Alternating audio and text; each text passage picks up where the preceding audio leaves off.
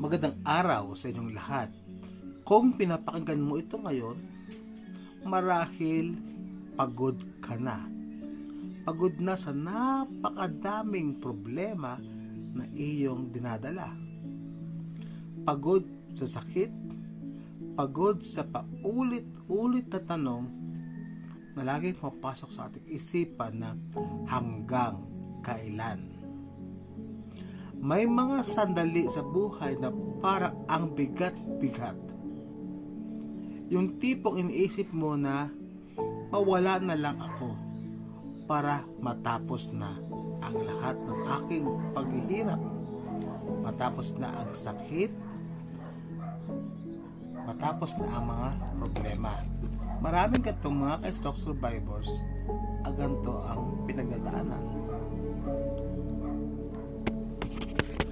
Kaya ngayon, pag-usapan natin ang isang mahirap pero mahalagang katotohanan na hindi solusyon ang kamatayan. Kahit gaano kasakit ang buhay mo ngayon. May mga problemang hindi natatapos sa isang dasal lang. May sakit na hindi agad gumagaling. May mga pamilyang hindi bumabalik. May mga pangarap na tilang tuluyan ng naglaho. At sa gitna ng lahat ng ito, may boses sa isip na bumubulong sa iyo na sumuko ka na. Wala nang pag-asa. Mas mabuti pang matapos na ang lahat.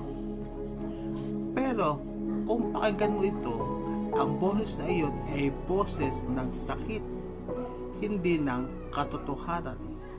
Yung mga bulong na yun na sumuko ka na, wala ka ng pag-asa, mabuti nang matapos ng lahat ng ito o tapusin mo ng buhay mo, iyan ay bulong ng sakit, pero hindi iyan ang bulong ng katotohanan.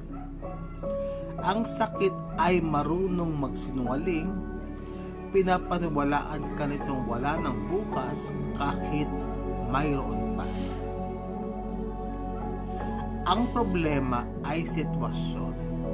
Ang kamatayan ay permanente. Ang problema ay maaaring magbago. Ang kamatayan ay wala nang pagbabalik. Kung nawala ang buhay, hindi lang problema ang natatapos. Natatapos din ang pagkakataong gumaling. Matatapos din ang tsansang may umunawa. Matatapos din ang posibilidad ng himala. Matatapos din ang kwentong hindi pa tapos isulat. Maraming tao akala nila ay tapos na ang lahat.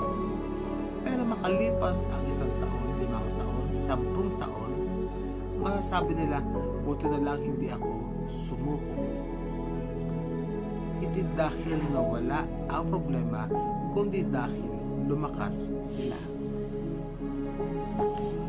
Kung iniisip mong wala kang silbi, pakinggan mong mabuti ito, kaibigan. Mas liligaw ang landas kung wala ka, mas iiyak kaysa sa inakala mo, mas mawawala ng pag-asa kapag nawala ka. At kahit wala ka pang nakikitang dahilan ngayon, ang buhay mo ay may halaga kahit tahimik ang mundo o ang iyong kapaligiran.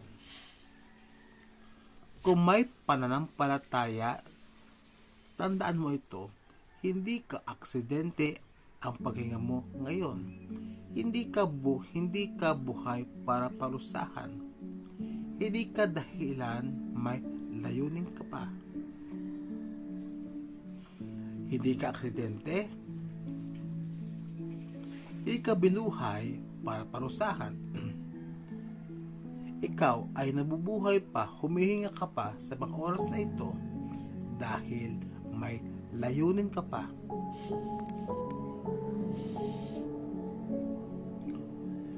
Kung dumating na sa puntong gusto mo nang bumitaw, gawin mo muna ito. Una, huminto ka muna. Huwag magdesisyon habang masakit. Pangalawa, magsabi ka sa isang tao, kaibigan, kapamilya o sa isang profesional. Pangatlo, humingi ng tulong. Hindi ito kahinaan, ito ay tapang. Ikaapat, isang araw lang muna. Mabuhay ka lang ngayon, bukas na ang susunod. Tapusin mo, makasurvive ka lang sa araw na ito. Bukas, magiging okay ka na. Hindi mo kailangan ayusin ang buong buhay mo sa araw na ito. Kailangan mo lang yung manatiling buhay ngayon. Kung may isang bagay kang tatandaan mula sa podcast na ito, ang problema ay dumarating at umaalis. Ang buhay kapag nawala, hindi na bumabalik. Akin pong ulitin sa inyo mga kaibigan, ang problema ay dumarating at umaalis. Dumarating at nawawala. Pero ang buhay, kapag nawala, ni kailanman ay hindi na babalik.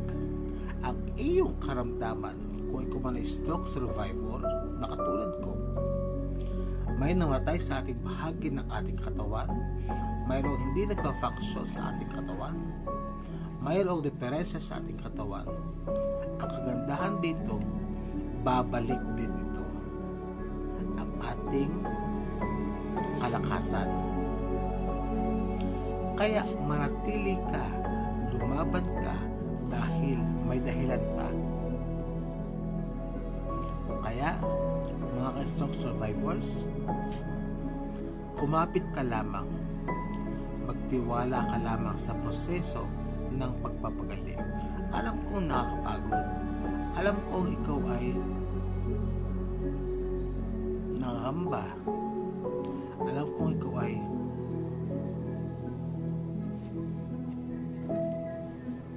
gusto nang gumaling, gusto mo nang bumalik sa dating ikaw. Ang kailangan mo lang magpatuloy sa iyong ginagawa araw-araw, magpatuloy na mabuhay dahil mayroon pang layunin ang Diyos para sa iyo. Kumapit ka lamang, magtiwala ka lamang na darating yung araw para sa iyo na makakapaglakad ka rin, may gagalaw mo din ang iyong kamay, makakapagsalita ka uli, makakapagtrabaho ka uli, at magagawa mo pa rin ang gusto mong gawin sa araw-araw. Kaya laban mga ka-stroke survivors. Big shout out sa aking mga kaibigan, Kuya Alex Bonaparte, kay Ate Bay, hello po sa inyo, at sa lahat ng mga friends natin sa group chat. Maraming salamat sa inyong patuloy na pakikinig. At sa lahat ng mga GC administrators, maraming salamat po sa inyong pag-allow para sa mga videos na aking po ginagawa. Thank you po.